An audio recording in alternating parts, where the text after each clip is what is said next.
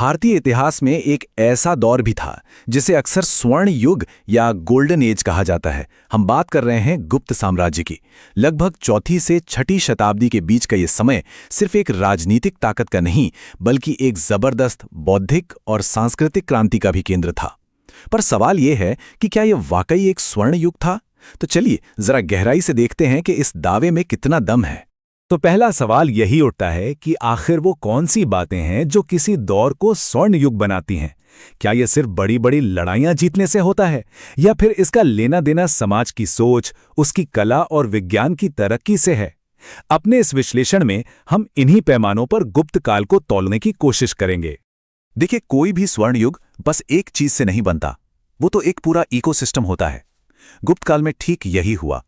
राजनीतिक स्थिरता ने एक ऐसा माहौल तैयार किया जहां विज्ञान, गणित, साहित्य और कला सब एक साथ फल फूल सकें। और नालंदा जैसे शिक्षा के महान केंद्रों ने तो इस आग में घी का काम किया, जिसने इस दौर को वाकई असाधारण बना दिया। लेकिन ये सब हुआ कैसे? ये जो सांस्कृतिक धमाका था वो अचानक से तो नहीं हुआ होगा, है ना? इसकी नींव में थी राजनीतिक स्थिरता।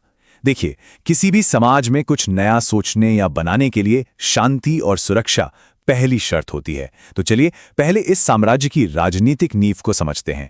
कहानी शुरू होती है श्रीगुप्त से, लेकिन साम्राज्य की असली पहचान बनी चंद्रगुप्त प्रथम के साथ, जिन्होंने 319 ईस्वी में गुप्त संवत की स्थापना की। और फिर आए उनके बेटे समुद्रगुप्त। उन्होंने साम्राज्य को सैन्य ताकत की उस बुलंदी पर पहुंचाया जिसकी उस समय कोई बराबरी नहीं कर सकता था। समुद्रगुप्त की सैन्य विजय इतनी जबरदस्त थीं कि मशहूर इतिहासकार विंसेंट स्मिथ ने उन्हें भारत का नेपोलियन तक कह दिया। उत्तर में 9 और दक्षिण में 12 राज्यों को जीतकर उन्होंने एक बहुत बड़े और मजबूत साम्राज्य की नींव रखी। पर समुद्रगुप्त सिर्फ एक योद्धा नहीं थे। कमाल की बात तो ये है कि उन्हें कविराज भी कहा जाता था, यानी कवियों का राजा। उनके कुछ सिक्कों पर उन्हें वीणा बजाते हुए दिखाया गया है। ये कला और शक्ति का एक दुर्लभ संगम था जो आगे चलकर गुप्त युग की पहचान बना। उनके दरबारी कवि हरिशेन की प्रयाग प्रशस्ति उनकी इसी बहुमुखी प्रतिभा का जीता जागता सबूत है। समुद्रगुप्त के बाद कहानी में एक बहुत ही नाटकीय मोड़ आता है। एक ऐसी कहानी जिसमें सत्ता है, धोखा है और सम्मान की लड़ाई है। और इसी कहानी से जन्म होता है इस साम्राज्य के शायद सबसे महान शासक का। उस वक्त समुद्रगुप्त का बड़ा बेटा रामगुप्त गद्दी पर था। वो एक कमजोर शासक माना जाता था। तभी शक राजा रुद्र तृतीय ने उसे एक ऐसी अपमानजनक शर्त भेजी, या तो युद्ध करो या अपनी रानी ध्रुव देवी को मेरे हवाले कर दो। रामगुप्त इस अपमान को सहने के लिए लगभग तैयार हो गया था, पर उसके छोटे भाई चंद्रगुप्त द्वितीय के खून में ये अपमान सहना नहीं था। उन्होंने फैसला किया कि साम्राज्य का सम्मान हर कीमत पर बचाया जाएगा। चंद्रगुप्त द्वितीय ने जो किया वो तेज था और निर्णायक भी। सबसे पहले उन्होंने अपने कायर भाई रामगुप्त को सत्ता से हटाया, रानी ध्रुवदेवी से विवाह कर सिंहासन पर अपना अधिकार जमाया और फिर शक राजा रुद्र तृतीय को युद्ध में धूल चटा दी। ये सिर्फ एक जंग की जीत नहीं थी, ये गुप्त साम्राज्य के सम्मान की वापसी थी जिसने एक नए युग की शुरुआत की। और इसी जीत के साथ शुरू होता है वो दौर जब गुप्त साम्राज्य अपनी सांस्कृतिक और बौद्धिक ऊंचाइयों पर पहुंचा। इसका केंद्र था चंद्रगुप्त द्वितीय का दरबार, जो 9 असाधारण प्रतिभाओं से रोशन था। इतिहास इन्हें नवरत्न के नाम से जानता है। ये 9 लोग सिर्फ दरबारी नहीं थे। सोचिए, ये अपने अपने फील्ड के जीनियस थे। कालिदास के साहित्य से लेकर वराहमिहिर के खगोल विज्ञान और धन्वंतरी की चिकित्सा तक, ये दरबार उस युग के ज्ञान का सेंटर पॉइंट था। ये एक ऐसा थिंक टैंक था जिसने पूरे साम्राज्य की बौद्धिक दिशा तय की। और इन नवरत्नों में भी जो सबसे चमकता सितारा थे वो थे महाकवि कालिदास। उन्हें यूं ही भारत का शेक्सपियर नहीं कहा जाता। उनकी रचनाएं आज भी भारतीय साहित्य की सबसे बड़ी धरोहरों में से एक हैं। उनकी सबसे प्रसिद्ध रचना अभिज्ञान शाकुंतलम सिर्फ एक प्रेम कहानी नहीं, ये इंसानी जज्बात का इतना गहरा चित्रण है कि जब इसका अंग्रेजी में अनुवाद हुआ तो ये पहली भारतीय रचना बनी जिसने यूरोप के बड़े बड़े विद्वानों को भी हैरान कर दिया। उनकी दूसरी रचनाएं जैसे मेघदूत और रघुवंशम संस्कृत साहित्य की क्लासिक्स मानी जाती हैं।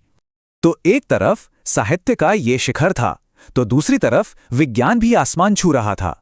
वराहमिहिर जैसे खगोलशास्त्री और गणितज्ञ सिर्फ पुराने विचारों को दोहरा नहीं रहे थे, वो त्रिकोणमिति और खगोल विज्ञान को एक नई दिशा दे रहे थे। उनकी किताब पंच सिद्धांतिका उस समय के 5 बड़े एस्ट्रोनॉमिकल सिद्धांतों का एक बेहद जरूरी संकलन है। चंद्रगुप्त के दरबार के बाहर भी पूरे साम्राज्य में जैसे ज्ञान का एक विस्फोट सा हो रहा था। ये वो समय था जब भारत ने दुनिया को कई ऐसे क्रांतिकारी विचार दिए जो आज भी हमारे काम आ रहे हैं। और इन सभी योगदानों में से शायद सबसे बड़ा, सबसे क्रांतिकारी योगदान था ये अंक, शून्य। जी हां, शून्य की अवधारणा जिसने गणित की दुनिया को हमेशा के लिए बदल दिया, उसका जन्म इसी स्वर्ण युग में हुआ था। ये एक सरल लेकिन इतना गहरा विचार था जिसने आधुनिक गणित और टेक्नोलॉजी की नींव रखी। और फिर आते हैं आर्यभट्ट, एक और जीनियस। सोचिए, उन्होंने न केवल पाई की एकदम सटीक वैल्यू दुनिया को दी, बल्कि कोपरनिकस से लगभग 1000 साल पहले ही ये सिद्धांत दे दिया था कि पृथ्वी गोल है और अपनी धुरी पर घूमते हुए सूरज के चक्कर लगाती है। उस जमाने के हिसाब से ये एक वैज्ञानिक क्रांति से कम नहीं था। और ये बौद्धिक विकास सिर्फ भारी भरकम विज्ञान और गणित तक ही सीमित नहीं था। नहीं, वात्स्यायन के कामसूत्र ने इंसानी रिश्तों को एक व्यवस्थित अध्ययन का विषय बनाया। वहीं शूद्रक के नाटक मृच्छकटिकम ने हमें पहली बार आम शहरी जीवन की एक ऐसी झलक दी जो उस समय के समाज को समझने के लिए एक बेशकीमती खिड़की की तरह है। तो इन सब का आज क्या मतलब है? गुप्त साम्राज्य की ये विरासत हमारे लिए आज भी इतनी जरूरी क्यों है? तो अब ये तस्वीर साफ हो जाती है कि गुप्त स्वर्ण युग किसी एक खंभे पर नहीं टिका था। ये विज्ञान, साहित्य, राजनीतिक स्थिरता और शिक्षा का एक संतुलित मिश्रण था। अगर इनमें से कोई एक भी स्तंभ कमजोर होता तो शायद ये पूरा ढांचा कभी खड़ा ही नहीं हो पाता। और इन सबको, इन सारी उपलब्धियों को आपस में जोड़ने वाली एक कड़ी थी, और वो थी संस्कृत भाषा। ये सिर्फ बातचीत का जरिया नहीं थी, बल्कि उस दौर के ज्ञान, विज्ञान और दर्शन की भाषा थी। इसी भाषा ने इन महान विचारों को सदियों तक सहेज कर रखा और आगे बढ़ाया। और ये सब हमें वापस हमारे पहले सवाल पर ले आता है, गुप्त साम्राज्य की कहानी हमें क्या सिखाती है? यही कि किसी भी दौर की असली महानता उसकी जीती हुई लड़ाइयों में नहीं, बल्कि उसके दिए हुए विचारों में होती है। तो आखिरी सवाल यही है कि इतिहास असल में किसे याद रखता है? सिर्फ विजेताओं को या उन योगदानों को जो पूरी मानवता को आगे बढ़ाते हैं?